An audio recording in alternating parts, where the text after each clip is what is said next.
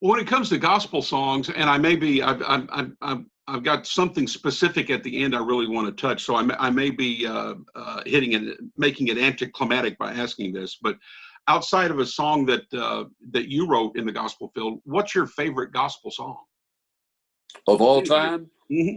Hide Thou Me. I knew you were going to say that. I was saving that to the end, but I've blown it now. All right. Well, let's go ahead and hit it. I mean, when I read the book, and I don't know if you noticed this or not, you probably did, but you gave more ink to Hide Thou Me as a single song than any other song that you put in the book. Did you realize that? I did not realize that. Yeah, I did. That's I'm hearing from my sons who saying, "Yeah, you did." They're agreeing with you. It meant a lot to me. It had such a history with me from the time I was about 9 years old to where I first heard this song, and to where I just it just meant something to me. I just loved the song, yeah, and the way we sang it, and I loved feeling my brothers around me when we sang that chorus. yeah. It's powerful. It is very powerful. And I understand from the book too, if I read it correctly, that even after you retired, from time to time, maybe around Christmas time, all of the brothers would get together, their wives, you'd eventually go into your home or Harold's house or something, and get around the piano, and that one always came up, didn't it? Always came. We would wind up singing some Christmas carols and things like that. But when the night would come to an end, that's always what we would sing at the end, and that was sort of, and it happened every time. It was just because we all felt something special about that song. And not to go down a morbid road, but even in your book, you say that there's a folder on your desk, that ties into your last service. It's right here behind me. So, yeah. Wow. That's what I want sung. I want played, not sung but I want the Statlers version of that played when they send me off to a better world. And wow. It says it all to me. That is powerful, man. And it is in fact a powerful song. I agree with you. It is. Thank you. My little quartet ran through it the other day, and we want to try to do it. And we don't have it ready to release to the world yet, but just in doing it, man, I mean, I got goosebumps just with the lyric, and then the power of the vocal. I mean, it really, everything that makes a great song converges at one time in that song. In this song, the chord progressions, the what you can do with that's like the ending, and what you can do with that melody, it does. It just rings true. I'm surprised that more groups haven't done it through the years. Yeah. There's been a few, and they've done it well, but sure do love it when the Statlers do it. First time I ever heard it, you remember the Sons of Song? Sure. Yeah. Yeah. That's who I first heard do it. Yeah. On an They were good, man. Oh boy. Yeah. Yeah. Don Butler. That was, as I tell the story in there about him, and he just was a terrific voice. Yeah. I often get asked if I'm related to Don, and we are not.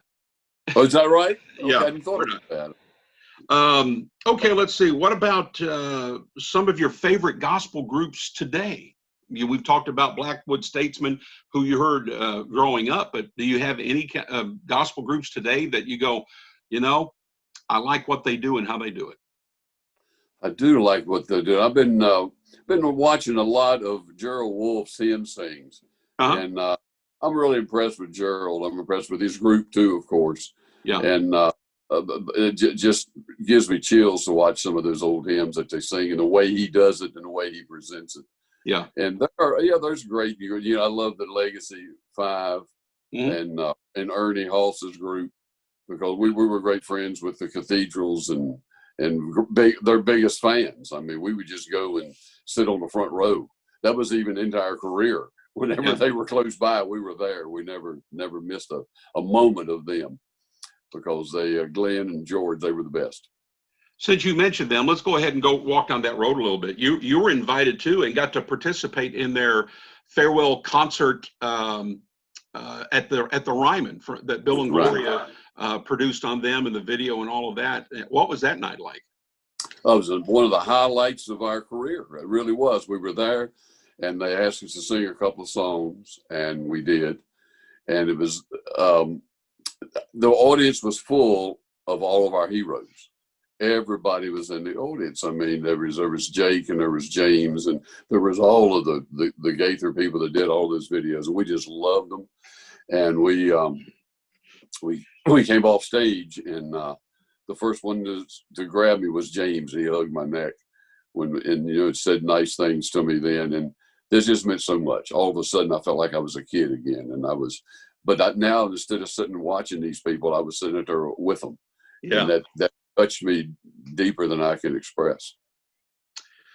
Well, I don't know of a gospel music fan that wasn't a Cathedral Quartet fan, and myself included. Man, they were special.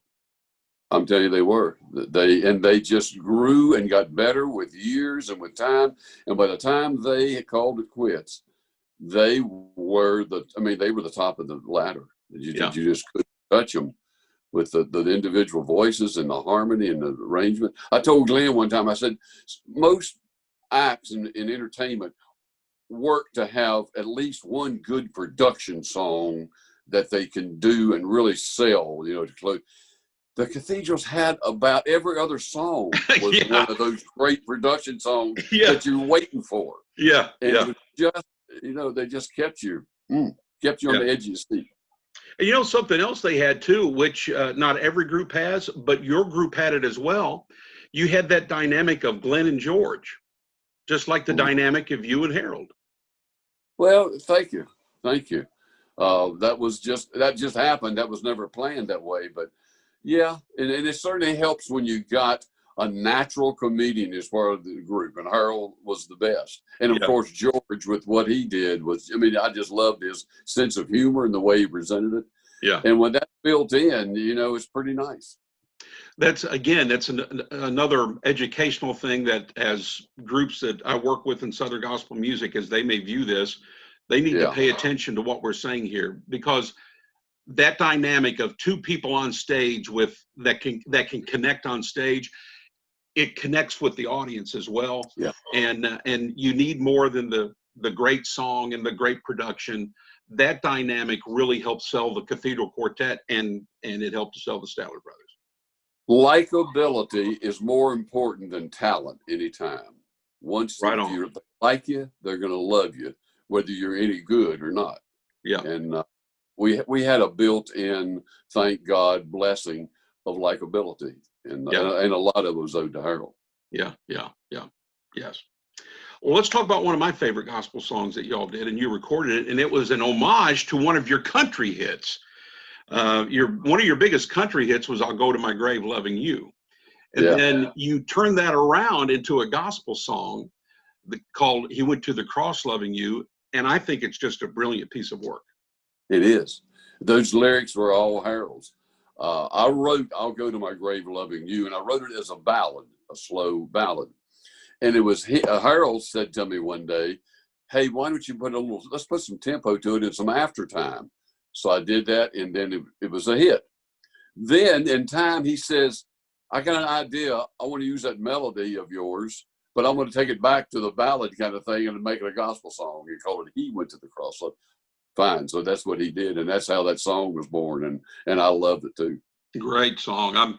That's another one I bring to my quartet to see if they would have interest in doing that. Great lyrics. Sure. Tell them they must. Tell them they must. I'll do that. And just as an aside, "I'll Go to My Grave Loving You" is the very first 45 that I ever purchased and gave to my then girlfriend, soon to be wife. Is that right? Yeah. How nice. That has such an important part in your life. I'm glad. Oh, yeah. I'm telling you, the Statler Brothers drilled deep into my life, Don. You have no idea.